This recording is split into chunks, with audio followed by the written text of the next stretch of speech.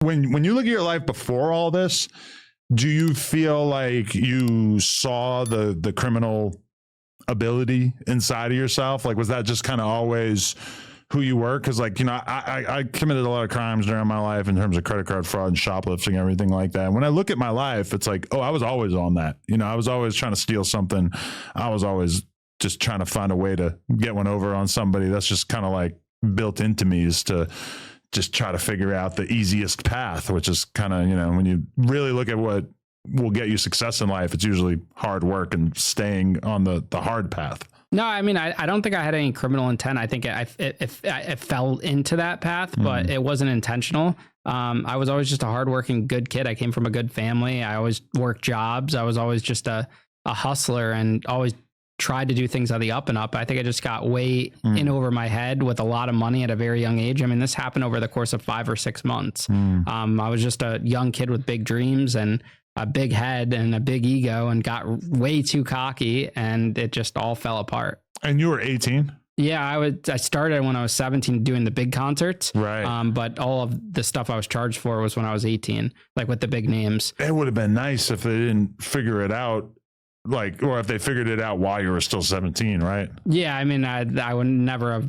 gone to prison, but there was stuff when I was 18 signing contracts and stuff. So, but I mean, I just feel like it never really needed to be a Fed case. The Feds, I mean, it was only, the loss was $490,000. So that seems like a small case for the Feds. Yeah, no, definitely. I wonder how they even got turned onto it, because that's like one thing you sort of realize, that they go for like attractive targets quite often. And like sometimes when I'm interviewing somebody that's basically, you know, involved in like pimping or some shit, and I'm like kind of contemplating what it would be like if I did it, and then I'm like, no, you idiot, like you're the best target. They would love, like, how viral would it be to get you for something like that? Like you just, like, through being high profile, it's kind of like removes like every criminal opportunity that you might want to take part in. Yeah, I mean, I had a sexy case when you look at it. I was a young kid. At that point, when I got charged, I actually ended up owning the nightclub. That's when I transitioned to more like booking EDM and stuff at the club. I owned the club that I used to promote at. And I think it was just good headlines. I mean, you look at all the articles, it's Danbury teen nightclub owner. Yeah. It's a sexy headline, you know, and I think they leached onto that. I also think that they thought there was more money than what they found out was at stake. And I think they thought it was a way bigger case. And I think they also thought I was going to plead guilty. I don't know any 18 or 19 year olds that take the Feds to trial like that. Yeah, that is kind of out of the ordinary. How much do you end up spending on lawyers? So I paid the retainer of $7,500 to a private attorney. And then he said, hey, you're a kid, you don't have any money, you have no assets in your name, because it doesn't go off the parents or anything. And they seized all your money right away, right? I didn't have any money. It was all lost. Okay. He's like, I can apply to the court for this thing called like CJA. It's like a court appointed thing. So the government paid for my private defense attorney. Oh, wow.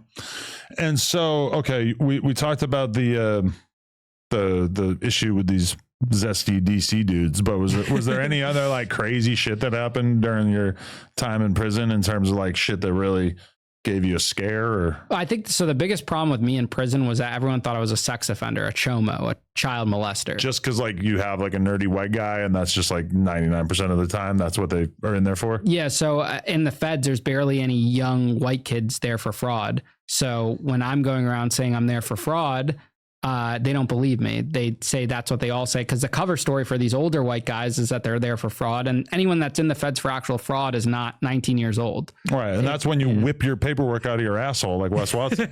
And I had no idea about paperwork. Like I remember the first day I was at the chow hall, I literally got booted off the chow hall table and forced to sit with chomos, pedophiles, because I didn't have paperwork. I didn't know what paperwork was, and they said I couldn't sit there. What was the vibe like at the pedo table?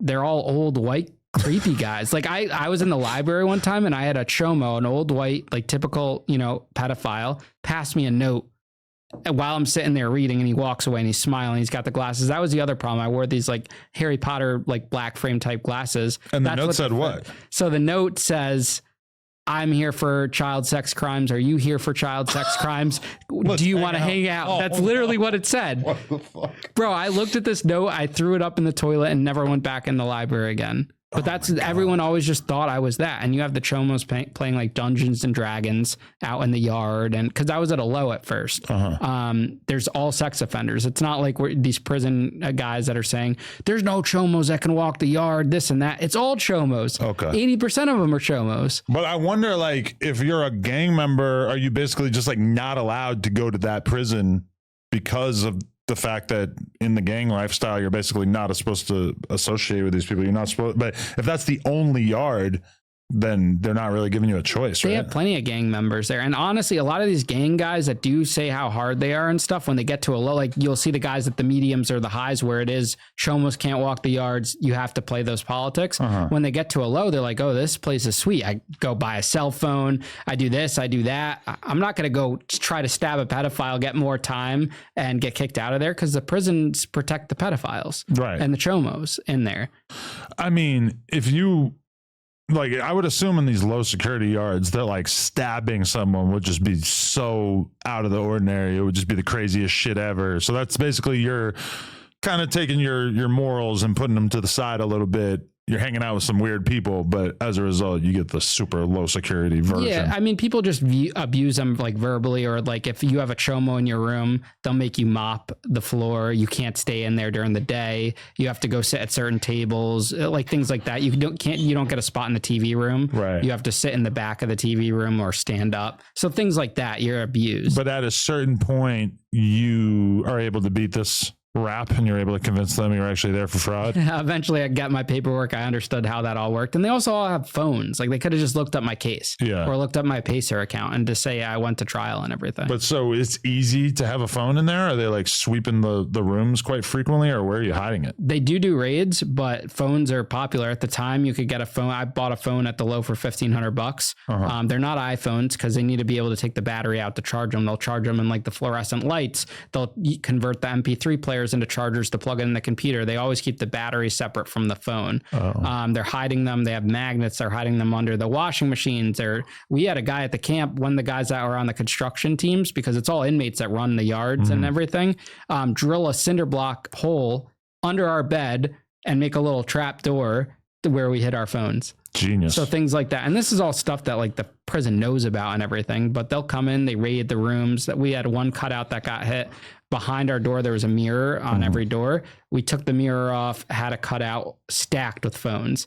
So these guys will raid the buildings and they'll walk out with bricks of phones. It's crazy. So, but you're saying that they know what's going on. I was thinking that when you were talking about people, having sex in the woods and everything like that too, is that it's like, if you're a correctional officer, where's the W in you basically making it so that nobody's able to go sneak off and fuck their wife in the woods or have a phone if it's like very, very well hidden and everything? It's kind of like at a certain point, especially on the low security yards, somebody like you, they're kind of looking at you as like their equal, even though technically he's the guard and you're the prisoner.